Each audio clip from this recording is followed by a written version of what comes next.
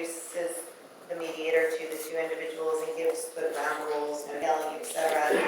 And their mediators go through a training beforehand, and I'm going to go into that a little bit more later on. The officers are not expected to have specific outcomes, but there's an expectation that people will come in with an open mind. In 2005, they only had 6 mediations, and in 2007, they hired a mediation coordinator, and they had 65 mediations. So it just tells you the difference. And now they currently have 61 mediations to about 74 mediations a year. They have to adjudicate cases quickly because the police officer Bill of Rights says complaints need to be investigated in a year. They do not mediate racial slurs, and they don't mediate any cases which involve where there's a civil case that's pending or a criminal case that's pending or an issue involving searches. Eligibility issues with the officer come first, so what they do is they determine whether a specific officer or a complaint is eligible before they determine whether the complainant is eligible to be part of the process. Mediated complaints are still kept on the record for the officer for the purpose of early warning programs, but what they basically say on the disciplinary record is that it was mediated. They don't give the terms of the mediation. They don't say the issues. Officers are allowed to keep their uniform on, and they can also keep their gun if it's on work time, and if it's not on work time, then they get overtime to come in. And so that's San Francisco, and I just wanted to talk about, San Francisco also does something very interesting in that they do exit surveys, and they give folks exit surveys, and so they have some really interesting data that's come from their program. Some of the data that they got due to their exit surveys during 2010 was the rating of participants' experience with the mediation process. 42% was very satisfied, 43% satisfied, 15% dissatisfied. Whether the mediation location provided a safe environment to freely express concerns and issues, 99% yes, 1% no. Percentage of mediation participants who felt they had the opportunity heard and expressed their thoughts, 99% yes, 1% no. Percentage of participants who felt that other parties fully participated in the mediation process, 87% yes, 13% no. Percentage of participants who felt that the mediators accurately identified and addressed the core issues of the complaint, 94% yes, 6% no. Percentage of participants who felt that the complaint was totally resolved at the mediation, totally resolved was 43%, partially resolved was 36%, not resolved at all was 21%. And just to give you, I think that this is probably the last stat that I got.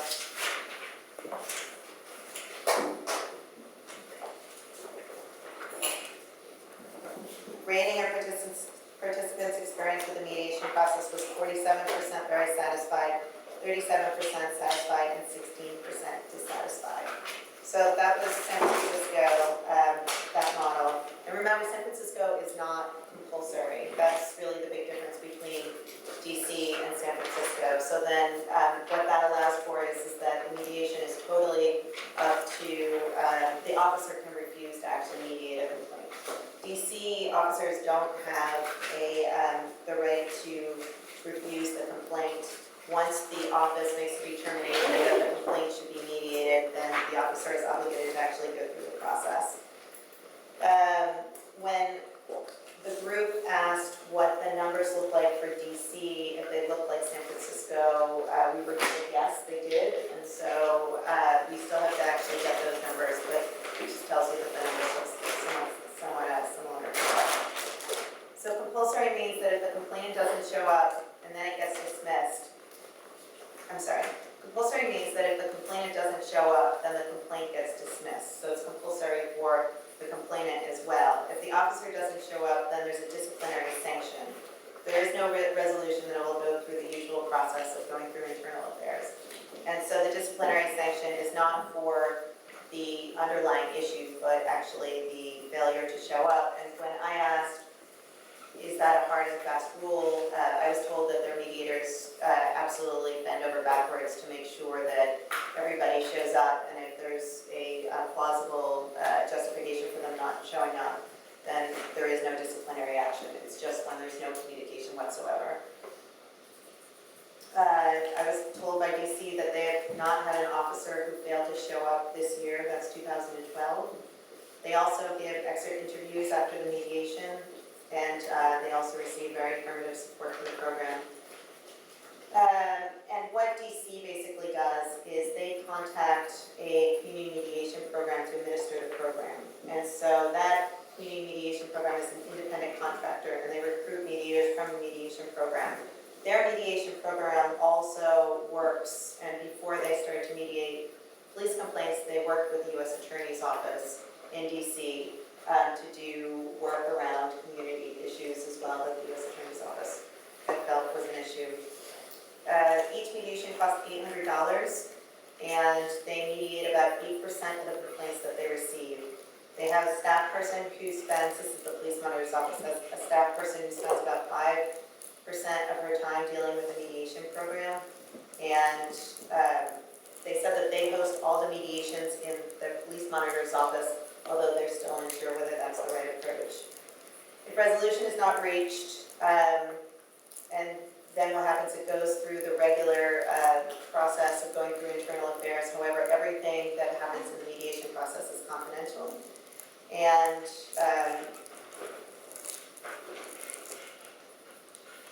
officers are ineligible if they mediated similar cases in the last 12 months. Where the misconduct is not minor, they won't mediate. And they also gave us some examples of a resolution. So Ursula had handed around some of the agreed upon resolutions. But some of the resolutions that have been mentioned was, for example, a college professor who was a complainant asked that the police officer that he had the complaint against go to his classroom afterwards and actually teach a portion of the class. That was part of the agreement.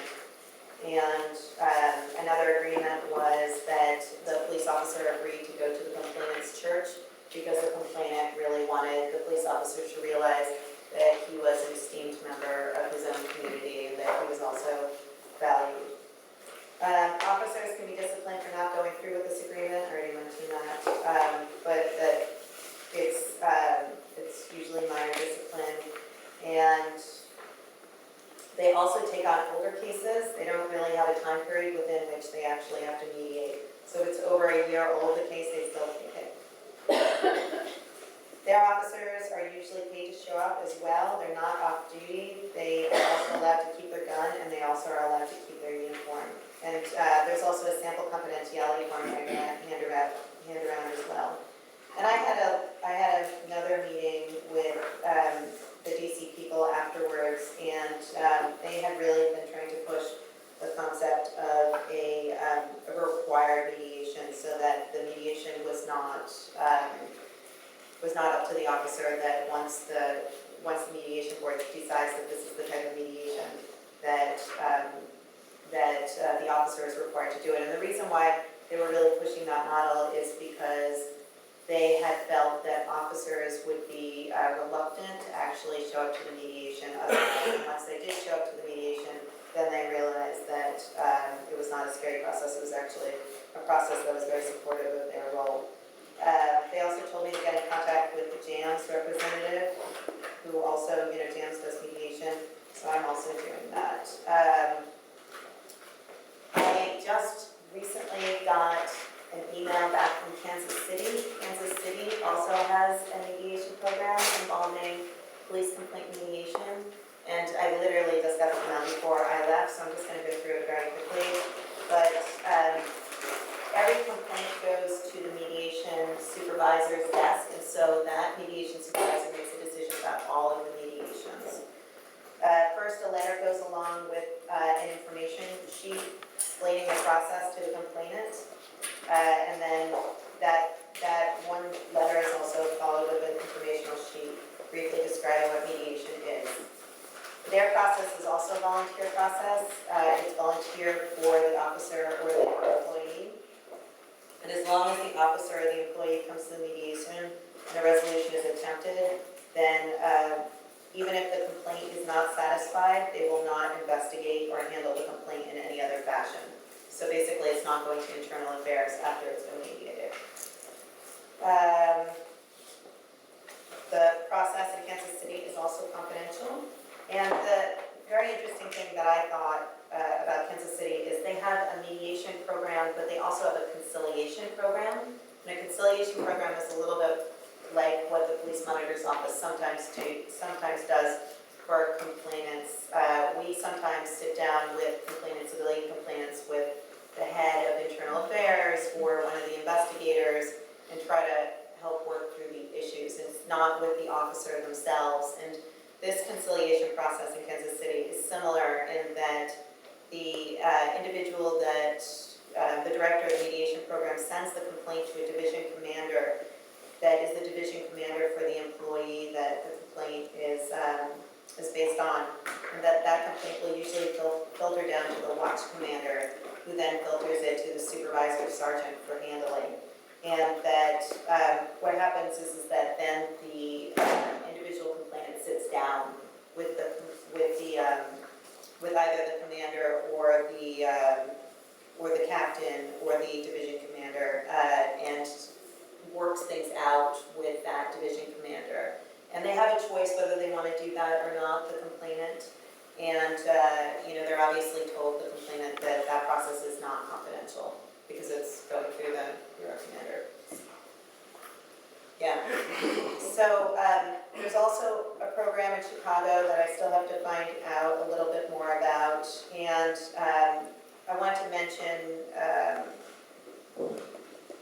Heather and Allison had mentioned Sam Walker, who had done that mediation piece.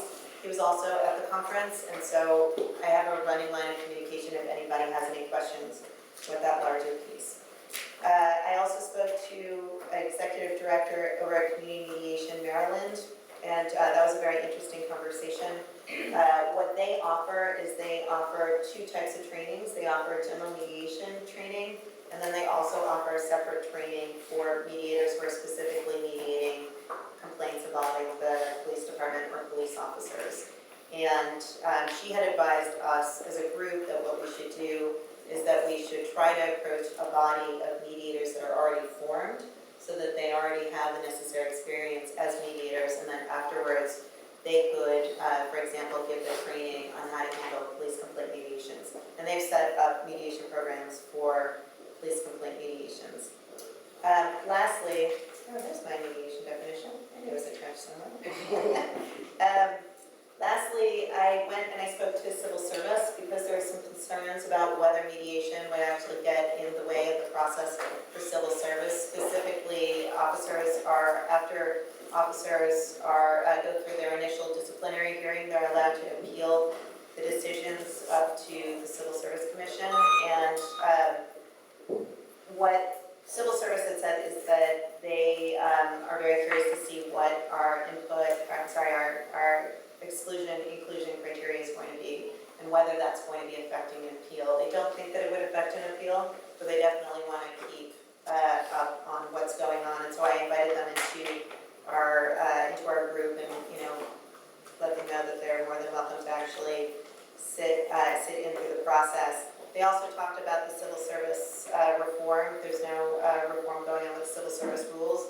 They did not think that it would actually affect appeals as much, so they did not think there was something that we needed to be so concerned about. And then another question they had is if there was fines or suspensions that were involved in the mediation process, that was something that might affect appeals, and so that's something that we have to take into consideration. And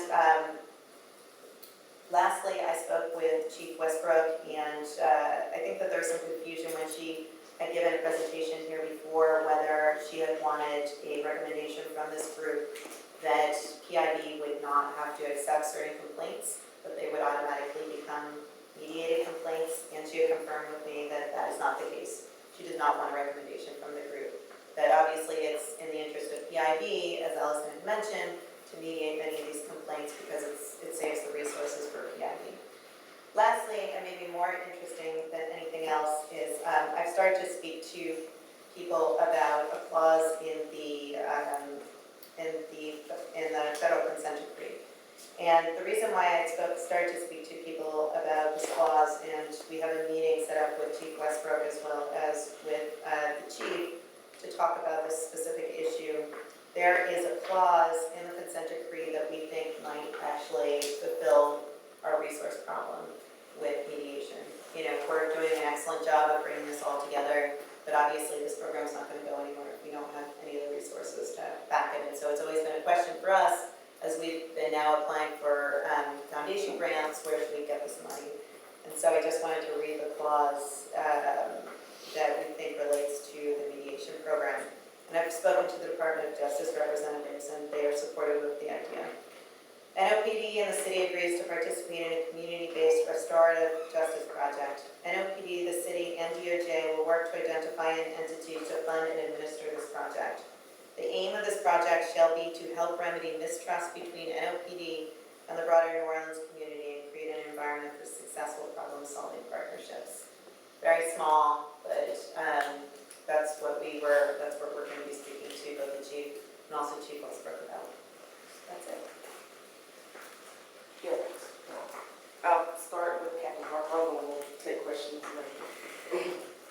On the percentage numbers that you gave, and certainly voluntary and mandatory might be slightly different, but I think it would be beneficial if we could find the breakdown between the officers and civilians on whatever those categories of those questions were.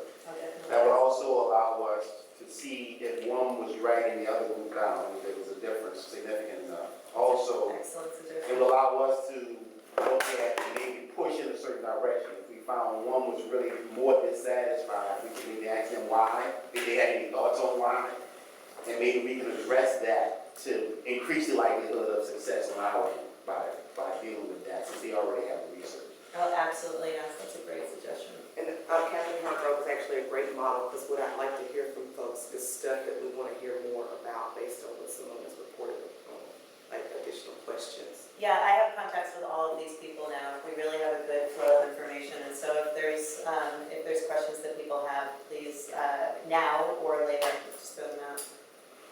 Mary Ellen.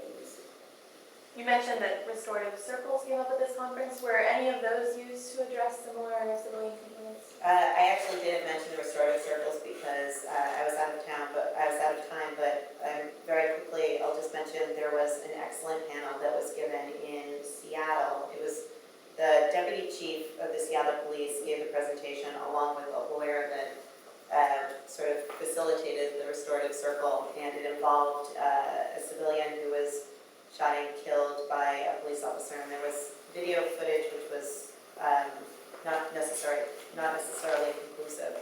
It was the first restorative circle they had, and it was a Native American member of the community that had been shot and killed, and they came together, and I don't think I can do justice in 5 minutes, but it was a very moving circle. And the thing that I would probably say that was the most compelling is the deputy chief had mentioned when he left the restorative circle, he started thinking, we didn't really achieve much, and I'm not really sure. I mean, both parties spoke to each other, and that was really good. And so he sort of had that mindset when he was leaving, and then maybe about 3 minutes later, he started going through the whole entire conversation of everything that occurred, and he realized that there were more agreements that had been agreed upon in that meeting than probably in any other meeting that the police department had ever had with the public before, and that they had a whole number of issues in which the public and the police department was going to start working together. And it was the first time that they had ever had something like this, but the community was absolutely on fire over this shooting, and many officers also felt that. Is this the one that happened last year around? Yeah, and many of the officers also felt very upset that one of their officers had been involved in the shooting, and they wanted to reach out to the community. And so what this restorative circle had done is really calmed everybody down and really allowed for an open amount of communication. Yes. Would you please find out some more about the supplementary training for police complaints for people who are train the mediators? I can actually send out an agenda that the executive director of this mediation group sent us, which involves what they did for that type of training. Is there anything specific that you would want other than that? That would be a good Okay. start, and I think I may have that same contact, but it would be helpful. Lloyd? Yeah, Laura. I'm curious as to why officers keep their uniforms on and their guns in both the models.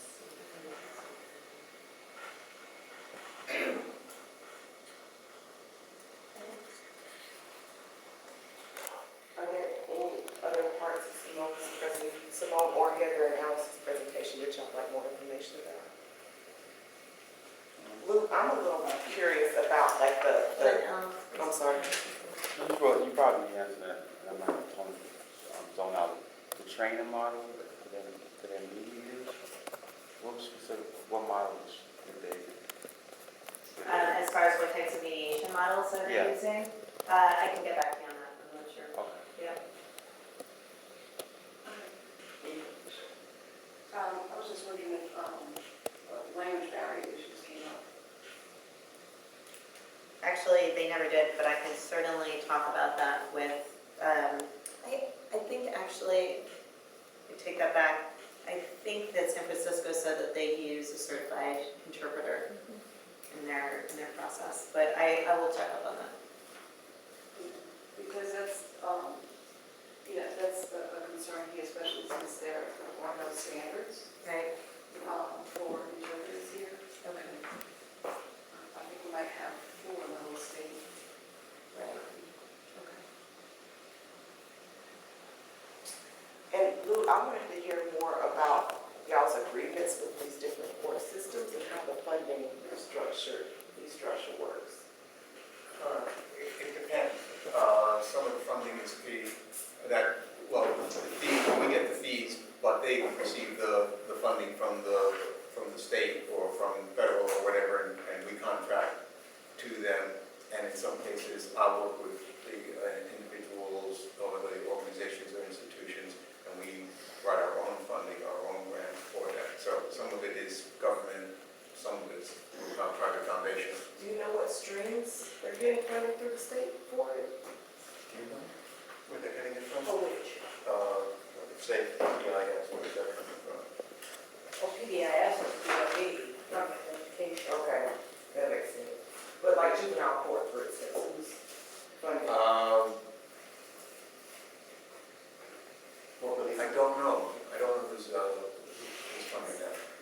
You probably can just call juvenile court, and it's easy to track down, because they do have funding for alternative tracks to get kids.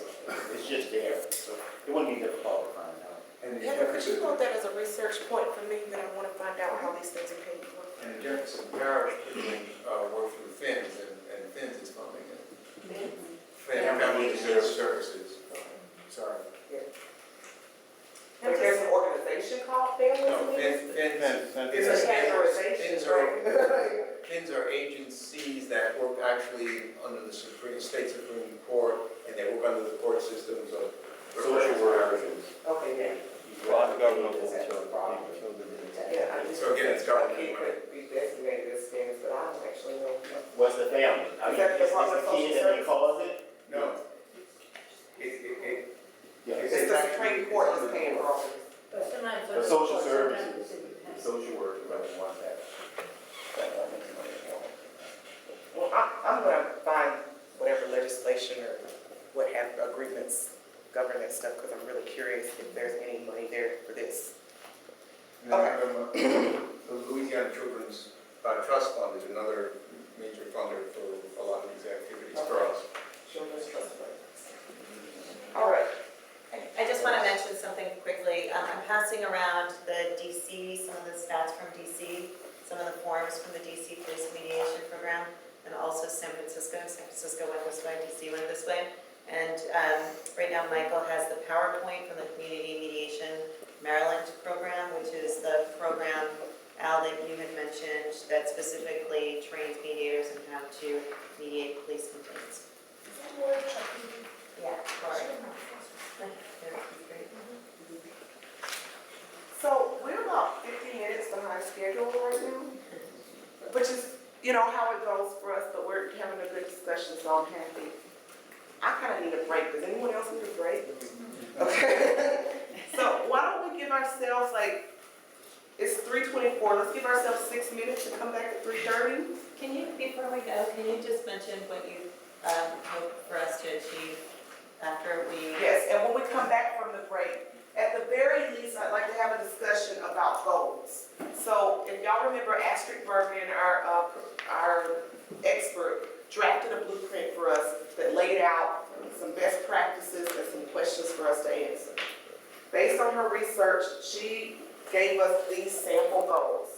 So when we come back, we're going to talk about if we want to adopt this in whole or in part, add to it, subtract, whatever, so that we can define the overarching goals of the New Orleans Community Police Remediation Program. And hopefully we will be able to do that within the next hour, or at least identify one or two that we have consensus on.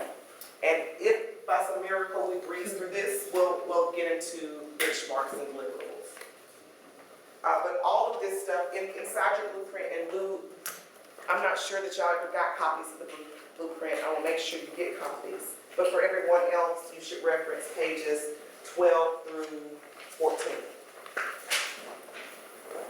Okay, it is now 3:26, so why don't we come back at 3:32 for our mediation program. And as y'all might remember on page, I believe it's page 13 of your blueprint, Astrid provided some sample goals based on other programs. So if everyone agrees, I thought we could do a version of the finger voting, which is everyone comes up here and reads it, and I have 3 different flags. If you love it and you want to keep it, give it a blue flag. If you could live with it but have some reservations, want to discuss, give it a yellow flag. And if it's absolutely not, I'll veto, can you give it a red? And if we could just take a couple of minutes for everyone, I'll read them. May All. I ask Yes, a ma'am. question? This is not to exclude additional goals. No, after we deal with this, we're going to talk about additional goals. So I'm going to read it real quick, and then we're just going to take a moment to come up here and flag everyone how we feel about it. So the first one is a goal of mediation is understanding. Problems stemming from community police interactions are often based on miscommunication. So the goal is to build understanding between parties. 2, problem solving. Determine what factors led to the complaint. Was it a misunderstanding, a failure to communicate, and or inappropriate behavior? And 3, reconciling. Reaching some agreement that the parties have listened and gained a better understanding through listening and dialogue, and may include an apology. So these are the sample goals that Astrid provided based on other mediation programs. I'm going to model just my personal opinion. I love problem solving. If you assume that she's doing this in order to sway your opinion, you're correct. No. I think understanding is good, but we need to get a little more specific. I think this reconciling thing is valuable, but it needs a lot of work.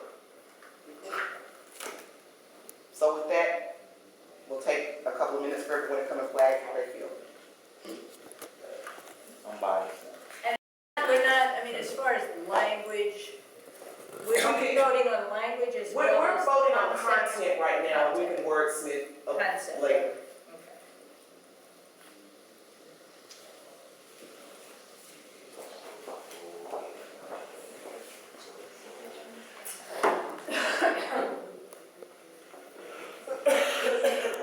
Red flags, and we have a consensus on veto, but just 1 or 2 means that we need to have some sort of subcommittee or further discussion of red flags. We can use as many as we want of Yes. one color, right? Yes.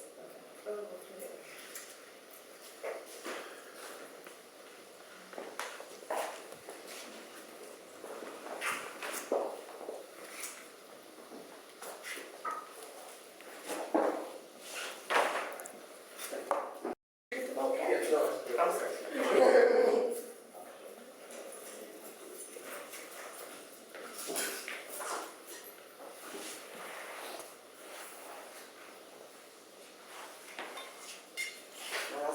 somebody made an orange, with an orange name. Somebody put red and yellow together. Someone likes color. Yeah, I saw that one. Very creative. It's a variation of yellow. Not quite an Variation of red. They created a level of degree. Yes, indeed. All these smart people making things complicated.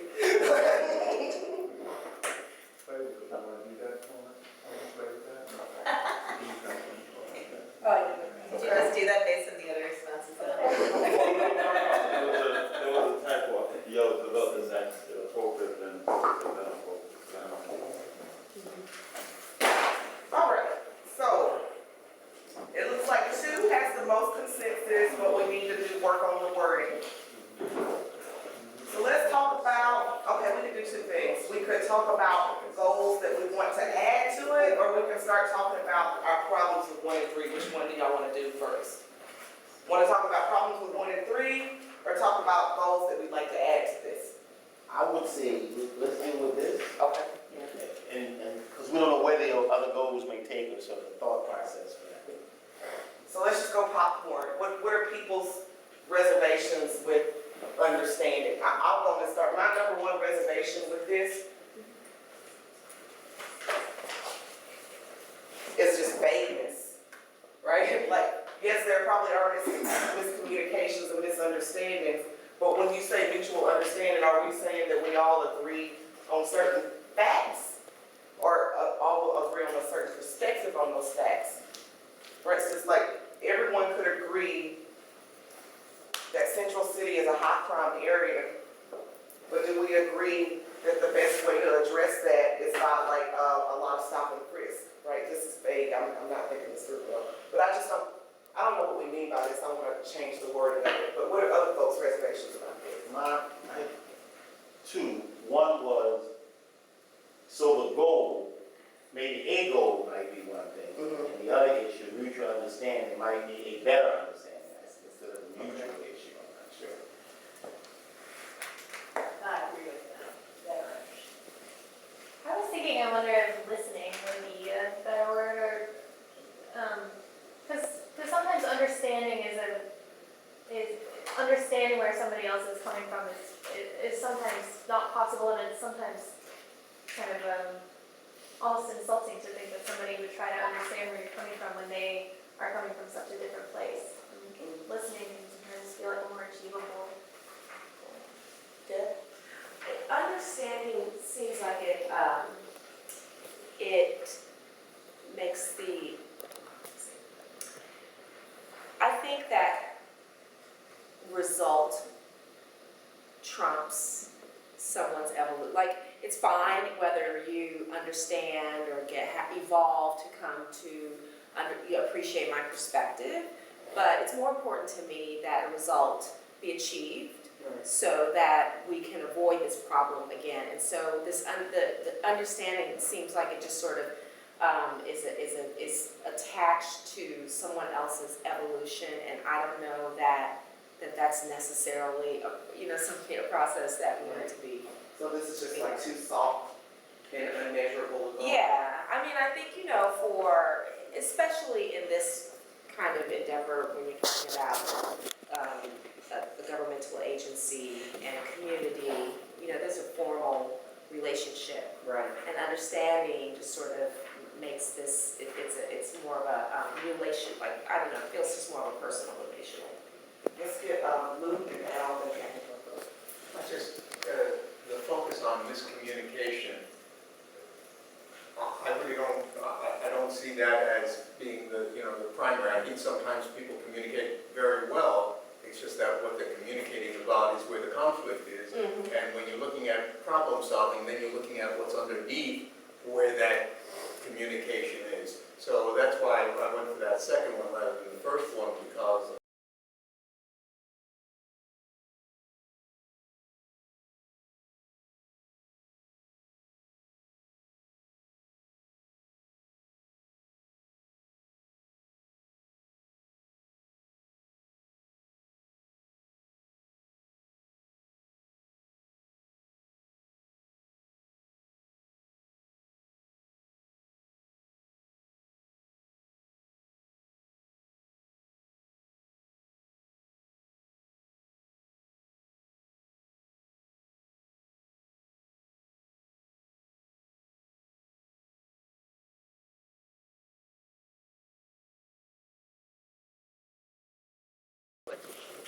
And so, we're talking about the ones we have yellow over there right now, and blue just named his problems with the word miscommunication, and next was Al and Captain Harper.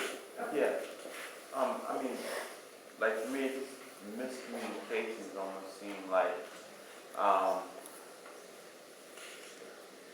soften the extent of the conflict too much in my mind, and where it seems like maybe a little add-on, miscommunications, common misunderstanding, and a little bit of language and problem solving or inappropriate behavior or something to that, because it's really what leads to the